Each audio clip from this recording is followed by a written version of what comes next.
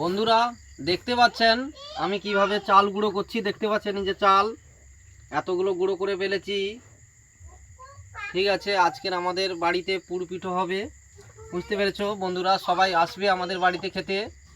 দেখতে পাচ্ছেন এই যে আমি পিসছি চালগুলো, কত সুন্দরভাবে গুঁড়ো করছি। আমাদের বাড়িতে আজকে পুরপিঠা হবে। এই ছইটা নামিয়ে তারপরে আমরা পুরপিঠা তৈরি করব। বন্ধুরা দেখতে পাচ্ছেন আমাদের পিঠাটা তৈরি হয়ে গেছে। এই আমার ছোট ছেলে খাচ্ছে। মনো, কেমন হয়েছে? ভালো হয়েছে। সঞ্জি, আমাদের পিঠাটা কেমন হয়েছে?